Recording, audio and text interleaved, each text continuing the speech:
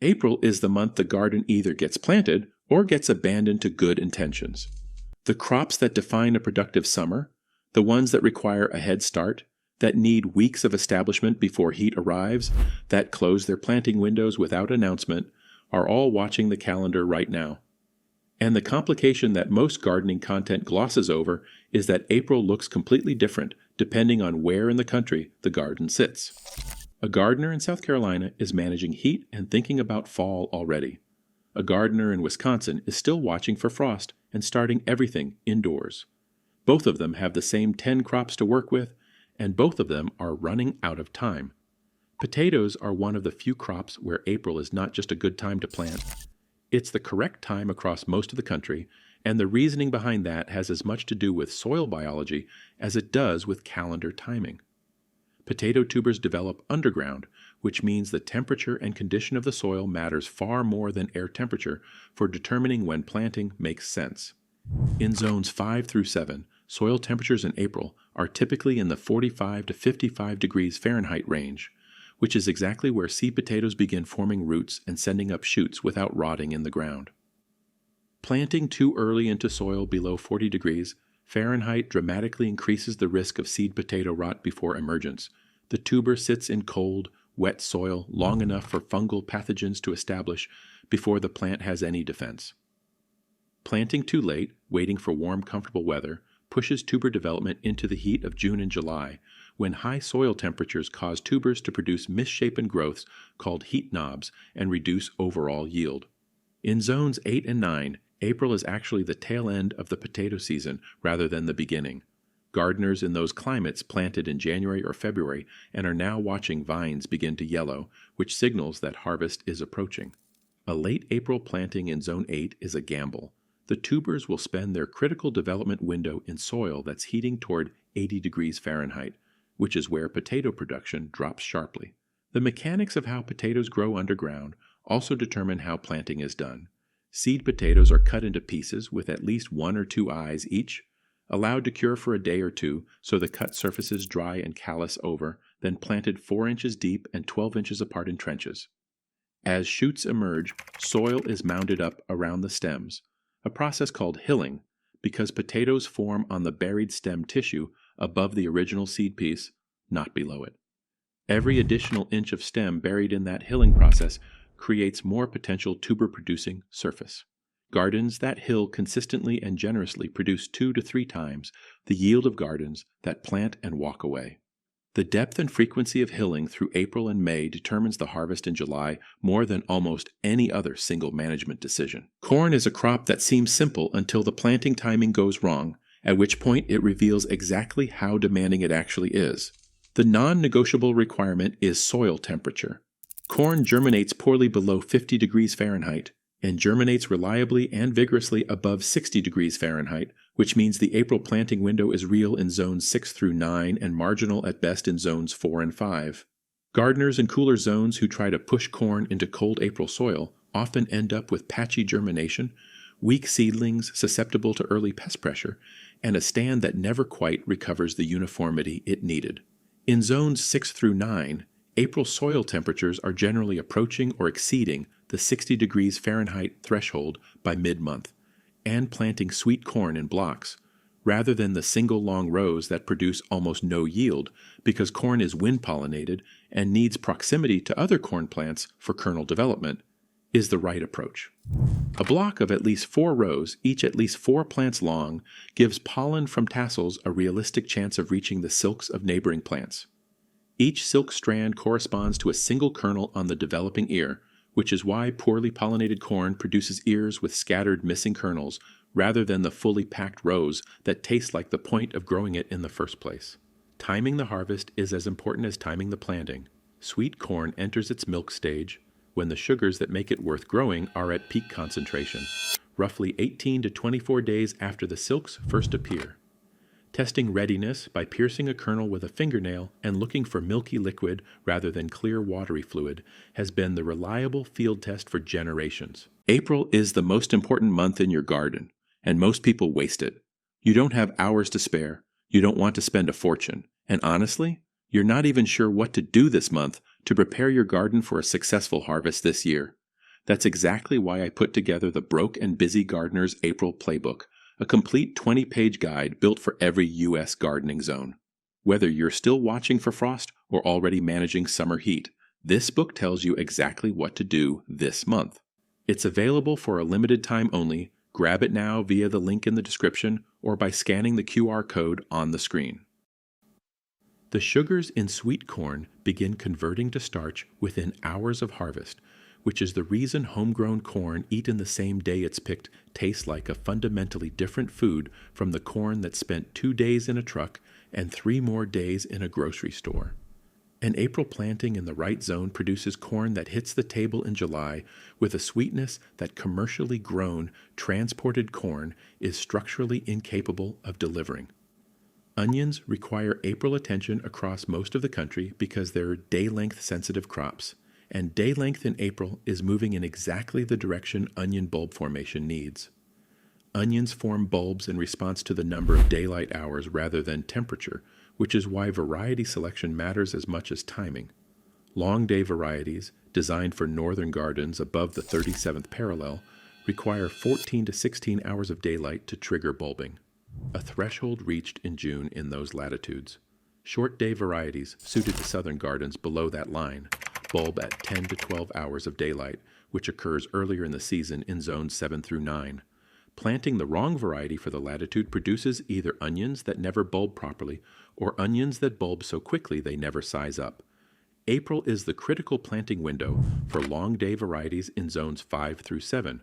Planting sets or transplants now gives the plant time to build a substantial amount of top growth before the day length trigger arrives. The general principle is that every leaf the plant produces above ground corresponds to a ring in the developing bulb, so more leaf growth before bulbing begins translates directly to a larger bulb at harvest. Onion sets, the small dormant bulbs sold by the bag in garden centers, are the fastest route to an established plant, but they carry a higher risk of premature bolting than transplants started from seed. Transplants grown from seed started indoors in January or February and moved to the garden in April represent more work up front but produce more reliable bulbing behavior.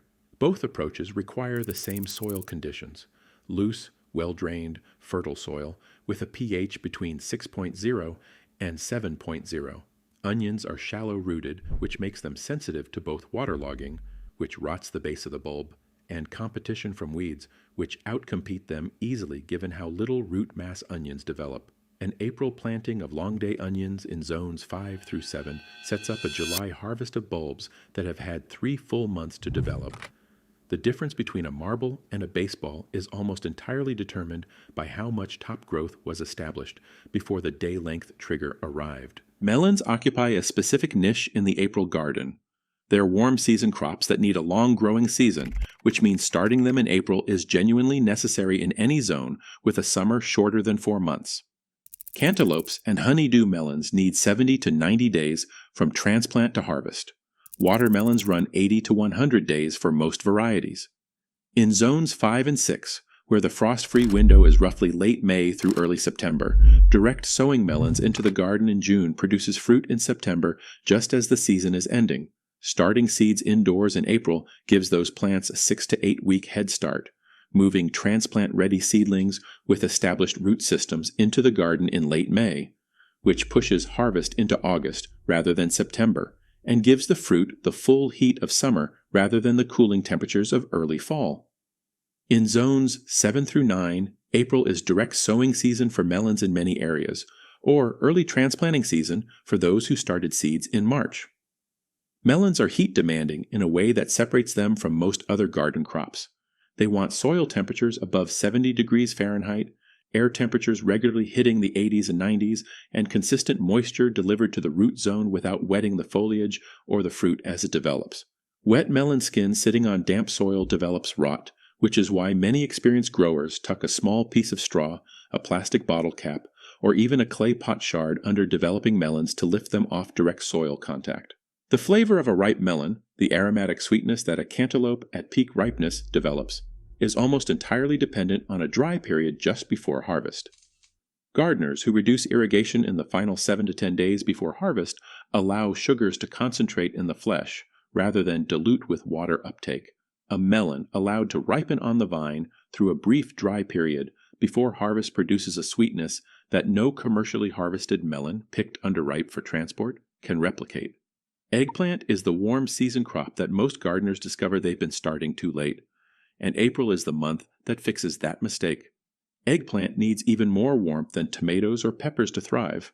Soil temperatures below 65 degrees Fahrenheit cause stunted growth, and cool nights below 55 degrees Fahrenheit trigger flower drop in the same way they do for peppers. In zones 7 through 10, April is transplant season for eggplant, assuming seeds were started indoors 8 to 10 weeks ago. In zones 5 and 6, April seed starting is the move. These plants won't see the garden until late May or early June in those climates, and the 8 to 10 week indoor lead time means an April start produces transplant-ready plants for the outdoor window. The requirement for warmth is consistent across the growing season rather than just at planting. Eggplant that gets established in warm soil early in the season develops stronger root systems and higher yields than the same variety planted 3 weeks later into similar conditions. The early planted crop simply has more time to build the vegetative framework that supports fruit production. One aspect of eggplant biology that shapes how the harvest works is the role of consistent picking in maintaining production. Like peppers and cucumbers, eggplant plants respond to the presence of mature fruit by reducing the development of new flowers. Harvesting eggplant before the skin loses its high gloss, which signals the seeds inside are maturing and the fruit is past peak eating quality, keeps the plant in an active production state through summer. Varieties like Black Beauty, Ichiban, and Fairytale differ enough in fruit size, flesh density, and production timing that variety selection matters almost as much as planting date in determining how a season actually performs. An eggplant started in April and transplanted into genuinely warm soil in late May in Zone 6 will produce heavily through August and September. The same variety planted directly into the garden in June will produce a fraction of that yield before frost ends the season. Herbs represent a category where April planting decisions have effects that last for years rather than just a single season, because the most useful culinary herbs, thyme, oregano, sage, chives, mint, are perennials that establish their root systems in the first season and then return with increasing vigor for years afterward. Starting perennial herbs from seed in April gives them a full growing season to develop before winter, which produces plants that are substantially larger and more productive in their second year than ones started in summer. Thyme started from seed in April and transplanted after the last frost develops a woody, well-branched structure by fall that returns as a full productive plant the following spring. Oregano started in April is a vigorous, harvesting plant by summer. Mint started in April, ideally in a container because it spreads aggressively through underground runners, produces enough leaf material for cooking and preserving through its first season. Annual herbs in this April window include cilantro, dill, and fennel, all of which are cool season plants that bolt in summer heat. April planting of cilantro in zones 5 through 7 captures the full cool season window before bolting begins in late June or July. Dill is a dual-purpose April planting. Young leaves are harvested for cooking, while maturing plants produce the seed heads that are essential for pickling cucumbers later in summer. The timing connection between dill and cucumbers is functional. Both planted in April are producing at the same time in midsummer, which is when the need for fresh dill to accompany the cucumber harvest is highest. Sage deserves particular attention as an April planting because it's one of the slower establishing perennial herbs. A plant started in April barely looks impressive by fall, but returns the following spring as a substantial woody shrub that requires almost no attention and produces harvests for a decade. Unlike annuals that need replanting every season, a sage plant established in April becomes a permanent fixture, producing more heavily each year as the root system expands. A thoughtfully planned April herb garden, combining annual cool season herbs with perennial warm season ones, provides fresh herbs for cooking from May through November and establishes permanent plants that require almost no replanting in subsequent years. Peas. Peas represent the cool season crop that April both opens and closes, depending on where in the country the garden sits. In zones 4 and 5, April is peak pea planting season. Soil temperatures are in the 45 to 65 degrees Fahrenheit range that peas prefer, and the long, cool spring ahead gives vines time to climb, flower, and produce a full harvest before summer heat arrives and shuts the season down. In zones 6 and 7, April is the last realistic planting window for a spring pea crop. A planting in early April in Zone 6 typically produces harvestable pods in June, just before temperatures push past the 75 degrees Fahrenheit threshold where pea production declines and pod quality drops. In Zones 8 and beyond, spring peas are already finished or nearly so, those gardeners planted in February or early March and are transitioning to their warm season crops. Peas have a nitrogen-fixing relationship with soil bacteria that makes them valuable beyond their own harvest. The root nodules of pea plants host rhizobium bacteria that pull atmospheric nitrogen from air pockets in the soil and convert it into a plant-available form. Research from agricultural programs consistently documents that a pea crop followed by a heavy-feeding vegetable like corn or squash shows measurably reduced fertilizer requirements compared to the same succession without peas. The flavor difference between fresh peas harvested at the right moment and peas that have been sitting in a refrigerator for 3 days is striking enough that many gardeners eat their entire snap pea harvest directly from the vine before it reaches the kitchen. Starch conversion begins immediately after harvest, sweetness diminishes within hours, and the crisp snap that defines a good fresh pea is gone within a day of picking. Snow peas offer a different harvest window than snap or shelling peas. The flat pods are harvested before the seeds develop fully, which extends the usable harvest period and makes them more forgiving for gardeners who don't check the garden daily. A trellis installed before planting saves significant effort later. Pea vines that flop onto the ground develop fungal issues that shorten the productive season and reduce yield in the final weeks when the plant would otherwise still be producing. A short row of snap peas planted in April in zones 4 through 7 produces a harvest that justifies the entire effort of gardening in a single morning of picking. Garlic planted last fall is already in the ground and growing across most of the country in April, but spring-planted garlic, while less productive than fall-planted, is a viable April option for gardeners who miss the autumn window. More relevantly, April is when fall-planted garlic requires its most important management attention. The scapes, the curling flower stalks that hardneck varieties send up in late spring, appear in April or May depending on zone, and removing them as soon as they form redirects the plant's energy from seed production back into bulb development. Research comparing scape-removed and scape-intact garlic plants consistently shows 20 to 30% larger bulb size in plants where scapes were removed promptly. April is also when garlic's heavy feeding requirement peaks. The plant is building the bulb during this period, moving carbohydrates from the leaves down into the developing cloves, and soil fertility during this window directly determines the size and density of the final bulb. A side dressing of a nitrogen-rich fertilizer in early April, before the scape emerges, gives the plant the resources it needs during the highest demand growth phase. Watering management in April matters for the same reason. Garlic roots are shallow and dry out quickly, but consistently wet soil encourages the fungal rot that destroys bulbs. Deep, infrequent watering that allows the top inch of soil to dry between sessions threads this needle in most climates. Softneck varieties, which don't produce scapes and store longer than hardneck types, are managed the same way in April: feeding, consistent moisture, and weed suppression through mulch that reduces the competition that shallow-rooted garlic is particularly vulnerable to. The final weeks before harvest, when the lower leaves begin yellowing, are when water should be reduced significantly to allow the outer wrapper of the bulb to cure properly in the ground. Pulling garlic before those wrappers have dried and firmed up produces bulbs that don't store well and break down quickly after harvest. The difference between a disappointing garlic harvest and an exceptional one is almost always traceable to what happened in April: the feeding, the watering, and whether the scapes were removed on time. Sunflowers. Sunflowers are not a food crop in the traditional sense, but the argument for planting them in April is practical rather than sentimental. Sunflowers attract and support the pollinator populations that determine whether cucumbers set fruit, whether squash produces beyond a few early flowers, and whether any insect-pollinated crop in the garden reaches its yield potential.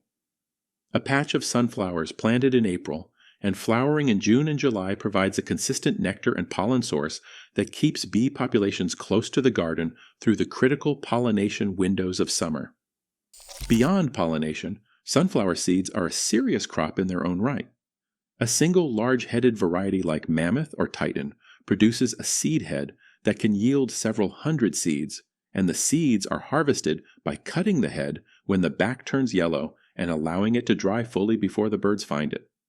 Roasted sunflower seeds, hulled for cooking, or pressed for oil in sufficient quantity are legitimate harvests. April is the right time to start sunflowers in zones 5 through 8 because the transplant-ready seedlings can go into the garden after the last frost, giving them the full summer to reach maturity. In zones 9 and 10, direct sowing in April is viable in most years, with soil temperatures warm enough for germination without supplemental heat. The spacing decision affects the character of the harvest. Plants spaced closely at 6 inches produce multiple smaller heads on branching stems that flower over a longer window, while plants spaced at 18 to 24 inches produce single large heads that mature at roughly the same time. Sunflowers also serve a structural role in the garden that is easy to underestimate. Their height, 6 to 12 feet for large varieties, creates a windbreak along exposed garden edges that reduces moisture loss from neighboring beds on hot, windy days.